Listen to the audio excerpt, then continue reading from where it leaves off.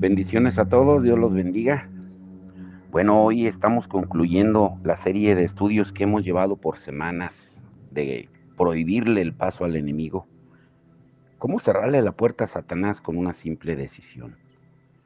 Ahora, imagina cómo va a ser tu vida si tú caminas libre de pecado y mantienes a Satanás fuera de sus empresas y asuntos personales. Pero ¿cuál es la clave? La obediencia. El último título de esta serie de estudios es Las bendiciones de la obediencia. Ahora, ayer nos quedamos con una pregunta muy importante. ¿Dios le da su Espíritu Santo a todos? ¿Dios da su Santo Espíritu a todos? ¿Qué crees tú? Hechos 5:32 dice que Dios da su Santo Espíritu a quienes le obedecen. ¿Sí entiendes esa parte? Dios da su Santo Espíritu a quienes le obedecen. En este punto, debemos cambiar nuestro enfoque a las maravillosas bendiciones de la obediencia. Y esto será lo más disfrutable. Claro que hay sufrimiento al obedecer a Dios, como ya hemos estudiado, pero no se compara con las bendiciones de la obediencia. Esa fue la razón por la que los prisioneros Pablo y Silas cantaban himnos en la noche en Hechos 16:25, después de ser golpeados y encarcelados en un cepo en lo más profundo de la celda. Ellos vieron más allá de sus dificultades y vislumbraron la gloria de Dios. Más de un libro podría escribirse solo exponiendo los beneficios de caminar en obediencia a Dios. Y aunque hoy vamos a cubrir algunos beneficios, tú estás destinado a descubrir una multitud de ellos mediante tu estudio personal y tus experiencias con Cristo diariamente a través de su palabra. El mandato de Dios para esta obra era de instrucción y advertencia. Instrucción sobre cómo caminar en obediencia y advertencia para evitar el engaño. La instrucción y la advertencia son más cruciales que la esquematización de los beneficios, ya que cuando tú caminas en el consejo y la sabiduría de Dios, pues automáticamente experimentas los beneficios, aunque no estés consciente de ellos. Al contrario, tú puedes conocer todos los beneficios y nunca recibirlos si no estás asentado en la instrucción y la advertencia de Dios. Unos meses antes semanas antes de que comenzara a escribir acerca de esto, eh, me vino una palabra del Señor en Lucas 17:5, cuando los apóstoles le dijeron al Señor, aumentanos la fe. Y mi pensamiento se fue de inmediato a esas líneas. Ay, Dios me va a hablar acerca de la fe. Yo había leído este pasaje varias veces y hasta había predicado sobre él. Bueno, he predicado sobre él, he enseñado sobre él. Y sabía lo que venía en los próximos versículos, según yo. Y todavía había cierta emoción mientras continuaba buscando el tesoro escondido en cada línea. Pero me sorprendió encontrar que Dios no me estaba hablando acerca de la fe en absoluto, sino sobre la obediencia. Escucha bien. En Lucas 17:6 dice, entonces el Señor dijo, si tuvieras fe como un grano de mostaza, podrías decir a este sicómoro, desarráigate y plántate en el mar, y os obedecería. Esto ilustra que la fe es dada a cada uno de los creyentes como una semilla de mostaza. Ese es el principio del reino acerca del tiempo, de la siembra y de la cosecha. Marcos 4:26 dice, así es el reino de Dios, como cuando un hombre echa semilla en la tierra. Cuando fuimos salvados, se nos dio una medida de fe, dice Romanos 12:3, y esa fe es en forma de semilla.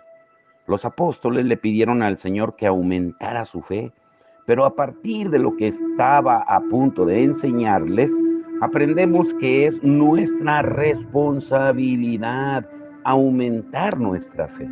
Escucha esta parábola que Jesús utiliza para explicar cómo aumenta nuestra fe. Lucas 17, 7 al 9, dice, ¿quién de vosotros, teniendo un siervo que ara o apacienta ganado, al volver él del campo, luego le dice, pasa, siéntate a la mesa? No le dice más bien, prepárame la cena, cíñete y sírveme hasta que haya comido y bebido, y después de esto come y bebe tú. ¿Acaso da gracias al siervo porque hizo lo que se le había mandado? Pienso que no. Esta parábola a mí siempre me ha intrigado.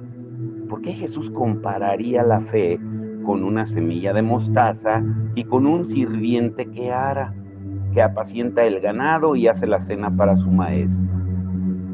Primero, recordemos qué pregunta está respondiendo con esa parábola. Podríamos parafrasearla así. ¿Cómo aumentamos esa semilla de fe? Luego examinemos el enfoque principal de la parábola, que representa la obediencia de un siervo a su maestro. Refiriéndose a las acciones del siervo, Jesús dijo, él hizo las cosas que se le habían ordenado. Un siervo es responsable de llevar a cabo completamente la voluntad de su amo, no solo una porción o una parte de ella. Eso significa, perdonen, realizar una tarea de principio a fin. Pero con cuánta frecuencia muchas personas comienzan un proyecto o una asignación para nunca terminarlo, porque perdieron interés o porque el trabajo y el sufrimiento se volvieron demasiado intensos. El siervo verdadero y fiel termina su proyecto. No solo trabaja los campos, sino que también trae el fruto de su labor a su maestro y prepara la comida. Esto es verdadera obediencia. Por eso recordemos dos puntos muy importantes. Número uno, debemos crecer espiritualmente en la gracia de Dios. Número dos, crecemos mediante la obediencia. Así que, ¿cómo crece esa semilla de fe en nuestros corazones? A este punto tal vez conozcas la respuesta, pues por la obediencia, pero no una obediencia parcial u ocasional, sino ejecutada fiel y diligentemente. Observemos con atención lo que Jesús sigue diciendo en Lucas 17:10. Así también vosotros, cuando hayáis hecho todo lo que os ha sido ordenado, decid, siervos inútiles somos, pues lo que debíamos hacer hicimos. Su respuesta de Jesús destaca dos aspectos de la fe que aumenta. Primero, obediencia hasta el final. Cuando hayáis hecho todo lo que os ha sido ordenado. Y segundo, humildad hacia Dios. Siervos inútiles somos, pues lo que debíamos hacer hicimos. La obediencia no es tal cosa hasta que terminemos todo lo que se nos ha dicho. Además, nuestra postura de humildad nos mantiene en su gracia. Ambas cosas propician una atmósfera para que la fe crezca. Jesús utilizó esta parábola para explicar que la fe aumenta a medida que nos sometemos a la autoridad de Dios. Mientras más grande nuestra sumisión a Él, mayor es nuestra fe. Jesús está enseñándoles a sus discípulos, persigan la verdadera humildad, la cual les mantendrá en la gracia de Dios. Esa gracia les dará la habilidad para caminar en obediencia al someterse a la autoridad de Dios y caminar en completa obediencia. Su fe aumentará. Ahora, el Espíritu Santo me recordó al centurión romano que vino a Jesús por ayuda en Mateo 8. Y rápidamente volví a mi Biblia para leer de nuevo ese relato. Mientras Jesús entraba a Capernaum, un centurión vino a él rogando que Jesús sanara a su siervo, que estaba en casa en cama, paralizado y atormentado por el dolor. Sí, le dijo Jesús, iré y le sanaré. Pero el centurión le retuvo diciendo, Señor, no soy digno de que entres bajo mi techo, pero solo di una palabra y mi siervo serás sano. Ahora leamos con cuidado por qué ese soldado podía decirle aquello a Jesús. Dice Mateo 8:9, porque también yo soy hombre bajo autoridad y tengo bajo mis órdenes soldados, y digo a este ve y va, y al otro ven y viene, y a mi siervo haz esto y lo hace. Este soldado romano tenía mayor entendimiento de la autoridad y de la obediencia que la mayoría. Sabía que a aquellos que se someten a la autoridad podía confiárseles autoridad. Le estaba diciendo a Jesús, mira, yo reconozco que eres un hombre bajo la autoridad de Dios, tal como yo lo estoy bajo la autoridad gobernadora de mi comandante.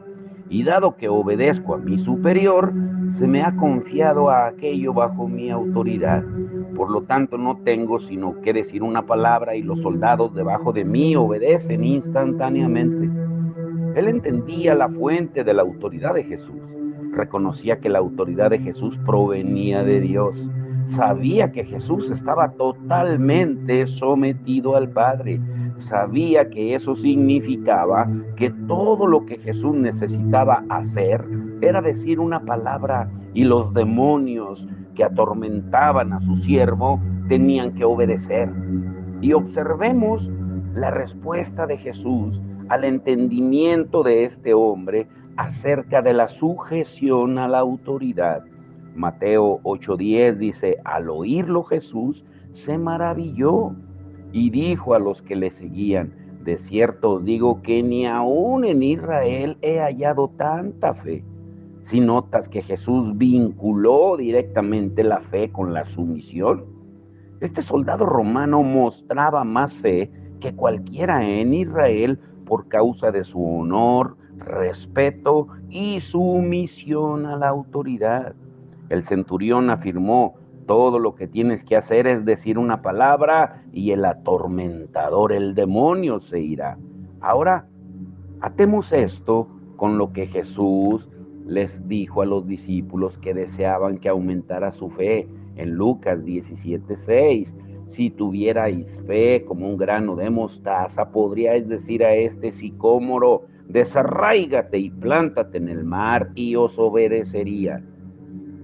Observemos que Jesús declaró que todo lo que tenemos que hacer es decir una palabra y el árbol obedecería. Pero ¿a quién obedecería ese árbol sicómoro? Pues aquel que haya hecho todo lo que le ha sido ordenado, como Jesús les dice en Lucas 17:9-10. Pero ¿cuántas veces hemos visto creyentes insubordinados, rebeldes a la autoridad de Dios, pasando por momentos difíciles? Apenas sobreviven o pelean por sobrevivir, no solo en las finanzas, sino en todas las áreas, su matrimonio, sus hijos, su andar cristiano, entre otras cosas. Hablan bien y hasta oran con fervor, sin embargo, en lo profundo se preguntan por qué su fe no es más fuerte. Pues es evidente que es débil porque no se someten a la autoridad de Dios. Uy, esto es para entendidos. Yo he sido testigo de creyentes sometidos que tenían una fe sencilla pero grande. Usualmente no se destacan, ya que son humildes. Sin embargo, sus palabras resuenan con la autoridad del cielo, y cuando las cosas se ponen difíciles, ellos resplandecen. Ahora, punto número 1, recuérdalo siempre. Dios se revela al obediente. Se nos pide que vivamos por fe, porque sin fe es imposible agradar a Dios, porque por ella alcanzaron buen testimonio nuestros antepasados, dice Hebreos 6 y Hebreos 11:2. Ahora, tal como esos antiguos, recibimos las promesas de Dios a través de la fe y la paciencia, como también dice Hebreos 6:12. Mientras más grande sea nuestra fe, más grande será la capacidad para que recibamos las promesas de Dios. Nuestra fe aumenta a medida que nuestra obediencia avanza. Y vemos esto en la vida de Abraham, Hebreos 11:17. Por la fe Abraham, cuando fue probado, ofreció a Isaac. y el que había recibido las promesas ofrecía a su unigénito. La obediencia de Abraham era completa. Él no se veía desobedeciendo la orden divina, así que no postergó su viaje, sino que se levantó temprano en la mañana después de recibir la orden. Emprendió un viaje difícil de 3 días hasta el lugar señalado por Dios. Luego ató a su hijo, levantó su cuchillo, listo para sacrificar su tan esperada promesa. Mientras meditaba al respecto, Dios me habló: no pongas a Ismael sobre el altar. Caray, ¿quién era Ismael? Ismael era el hijo que Abraham concibió con la criada de Sara. Aunque el Señor había dicho antes que Sara sería la única en llevar el hijo prometido a Abraham, Ismael representa lo que tú has logrado con tu propia fuerza. Es nuestro intento por obligar a que la promesa de Dios ocurra. Isaac representa la promesa de Dios, la que tú has esperado y anhelado. Dios no nos pedirá nuestro Ismael, sino nuestro Isaac al probar nuestra obediencia. Después de que el ángel del Señor impidió a Abraham que sacrificara a su hijo, observemos lo que sucede como resultado de su obediencia. Génesis 22, 13 al 14. Entonces alzó Abraham sus ojos y miró, y he aquí a sus espaldas un carnero trabado en un zarzal por sus cuernos. Y fue Abraham y tomó el carnero, y lo ofreció en holocausto en lugar de su hijo. Y llamó a Abraham el nombre de aquel lugar: Jehová proveerá. Por tanto se dice hoy: en el monte de Jehová será provisto. Dios se reveló a sí mismo en una nueva manera a Abraham: Jehová Jireh. Abraham fue el primero en recibir esa revelación del carácter de Dios, que significa Jehová ve y proveerá. Dios no se le reveló a Abraham como Jehová ve hasta que aquel pasó la prueba de la obediencia. Hay muchos que proclaman y dicen conocer las diferentes características de la naturaleza de Dios. Sin embargo, nunca han experimentado obedecerle en lugares difíciles. Pueden cantar Jehová Jireh, mi proveedor, pero solo es una canción que sale de su cabeza, no de sus corazones, porque tienen todavía que arriesgarse a los lugares duros y áridos donde Él se revela. Abraham no solo recibió una revelación fresca de la naturaleza de Dios, sino que también aseguró por su obediencia la promesa que Dios le hizo. Y después que pasó la prueba, ¿qué le dijo Dios? Génesis 22, 18. En tu simiente serán benditas todas las naciones de la tierra, por cuanto obedeciste mi voz. Este es un resultado bastante diferente que el que experimentaron sus descendientes que murieron en el desierto. A ellos también se les dio una promesa, pero nunca la recibieron debido a sus corazones insubordinados. Ahora pon mucha atención aquí, en esta última parte. Ay, Señor, dile al Espíritu Santo que te revele, que te dé entendimiento. Dios sigue cumpliendo su promesa, pero siempre será a su manera. Con cada paso de obediencia viene un nuevo nivel de fe. La obediencia a nuestro Padre es el único camino a tomar por las siguientes razones. Número 1, la honra con la gloria que Él se merece. Número 2, las vidas de las personas son realmente cambiadas. Número 3, obedecer su voluntad aumenta la fe y desarrolla el carácter. Número 4, es la única fuente de vida, gozo y paz. Y número 5, nos espera una recompensa eterna por nuestra obediencia. Dice 2 Corintios 5:10, porque es necesario que todos nosotros comparezcamos ante el tribunal de Cristo, para que cada uno reciba según lo que haya hecho mientras estaba en el cuerpo, sea bueno o sea malo. Este juicio no es de pecadores, sino de creyentes. Observa que Pablo dice bueno o malo, para aquellos que obedecen la voluntad de Dios. Si la obra de alguno se quemare, él sufrirá pérdida, si bien él mismo será salvo, aunque sea por el fuego, dice Primera de Corintios 3, 13 y 14. Una parte que olvidamos comúnmente es que nuestro Dios es fuego consumidor, dice Hebreos 12, 29. Él es quien prueba a cada una de nuestras obras. El fuego arderá y destruirá lo que no resista, y purificará, refinará lo que valga la pena. Nuestros motivos, intenciones y tareas serán revelados bajo su gloriosa luz. Los que hayan obedecido con un corazón puro serán recompensados. Y por otra parte, dice Primera de Corintios 3:15, si la obra de alguno se quemare, él sufrirá pérdida, si bien él mismo será salvo, aunque así como por fuego.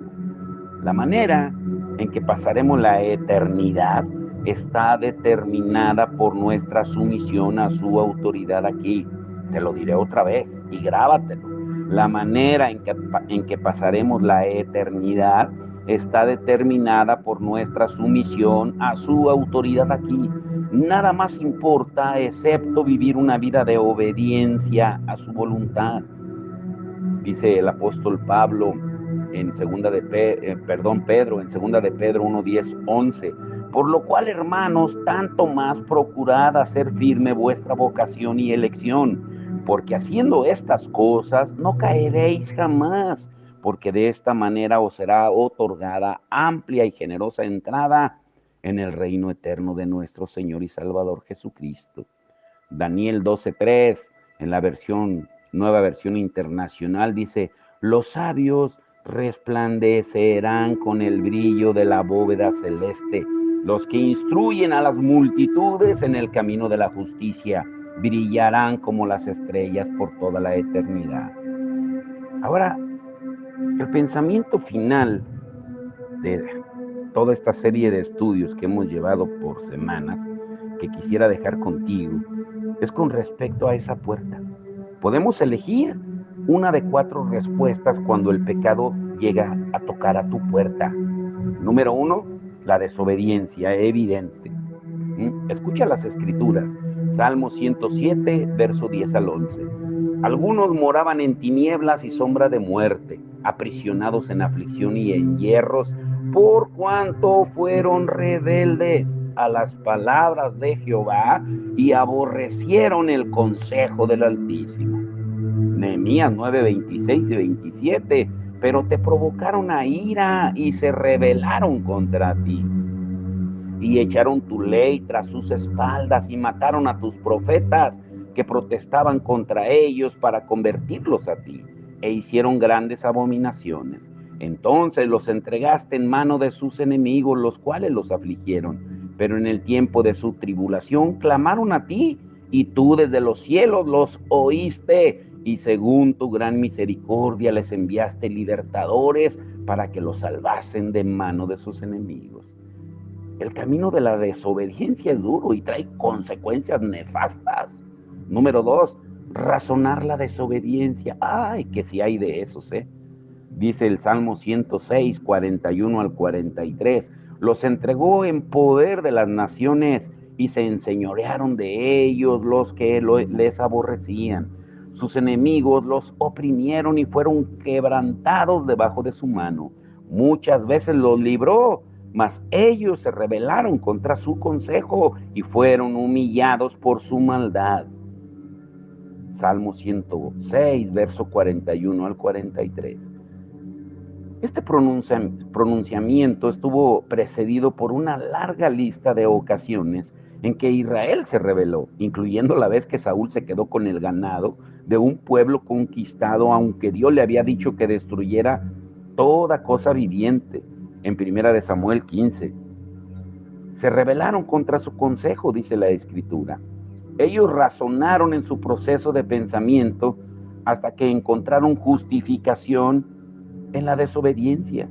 Su razonamiento les costó un precio alto, razón por la cual somos amonestados. Dice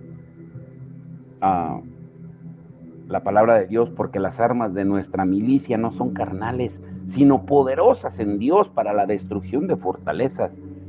Pero ¿cuáles son esas fortalezas?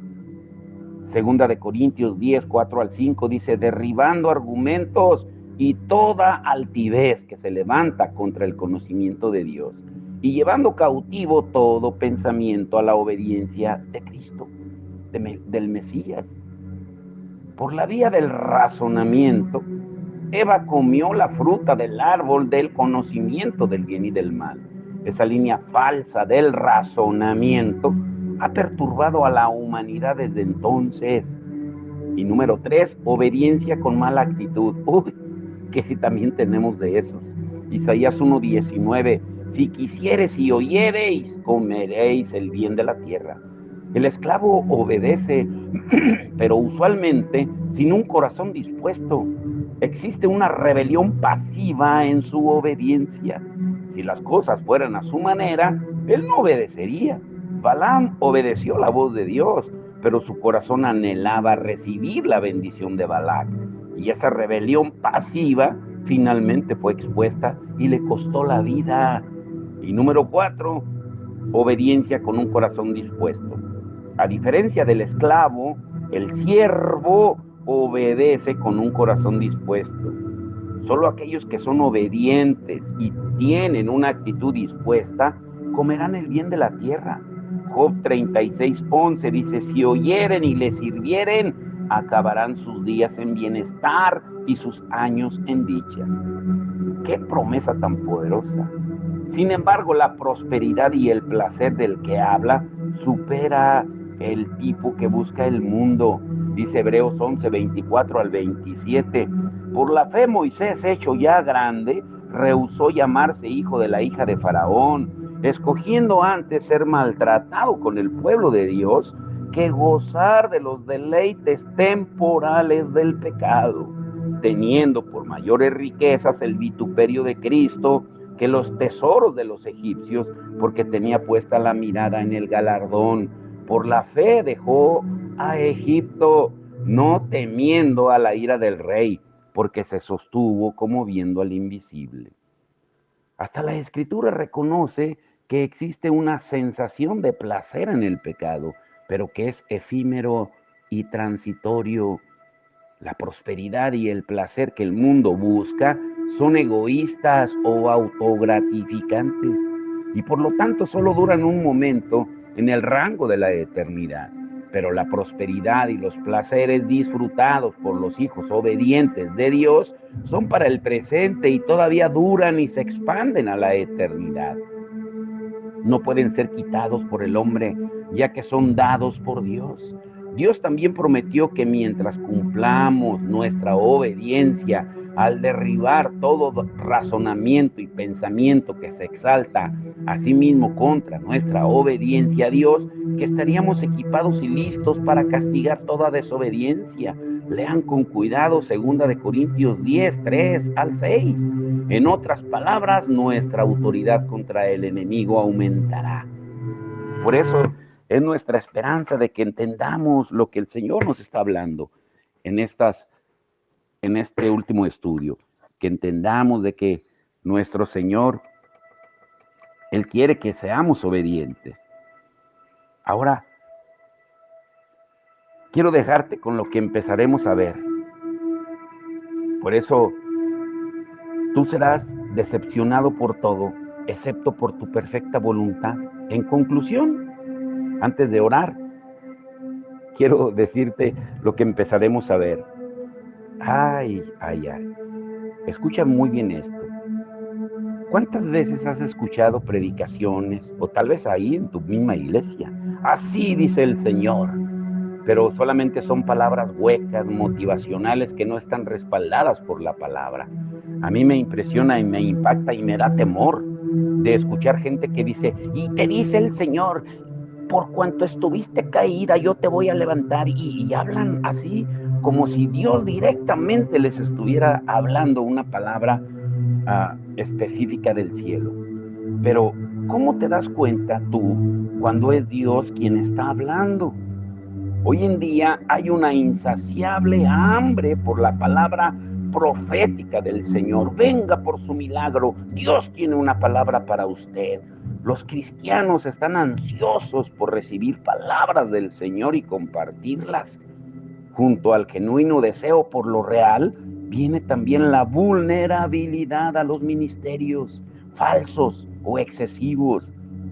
Y con mucha frecuencia los así llamados profetas, evangelistas modernos, corren a través de nuestras iglesias, fraternidades y hogares, dando palabras casi como adivinos. Métete en las redes sociales y te darás cuenta. Pero la pregunta ¿es realmente Dios quien está hablando? ¿Cómo podemos darnos cuenta? ¿Cómo discernir exactamente lo profético? ¿Cómo la falsa profecía puede ser exacta con su pasado y presente, pero equivocarse en el futuro?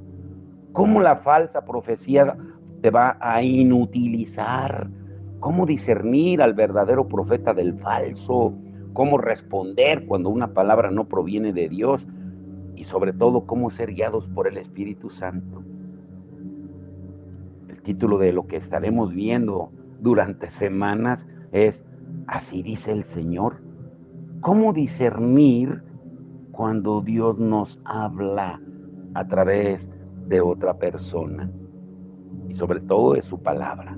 Porque muchos hoy, si no es que la gran mayoría, adulteran la palabra del Señor. Uy, estará hermoso. Pero vamos a orar y darle gracias a Dios por estas semanas que estuvimos estudiando de cómo prohibirle el paso al enemigo y es la obediencia, que tiene concordancia con lo que veremos a partir de mañana. Padre, en el nombre de Jesús, te damos gracias por tu verdad y tu palabra revelada a través de esta serie de estudios durante esta semana, Señor. Nos apegamos a tu sabiduría y le damos la bienvenida a nuestro corazón. Y permítenos no solo entender, sino también capacitarnos para vivir esa vida a la que nos has llamado. Bajo tu gracia nos humillamos y reconocemos a Jesucristo como nuestro Señor y Salvador también, como nuestro Maestro. Danos de tu gracia para vivir una vida obediente. Que por esa gracia podamos amarte, temerte y servirte más a la perfección. Que tu sola voluntad se levante en nuestra vida y no la mía ni la de otro. Y manténnos fuertes para que podamos ser hallados sin culpa cuando nos paremos delante de ti. Glorifica tu nombre en nuestra vida, en nuestra familia, en nuestra iglesia, en nuestras generaciones, Señor, y que nos guardes con tu palabra de verdad, con la guianza de tu Espíritu Santo.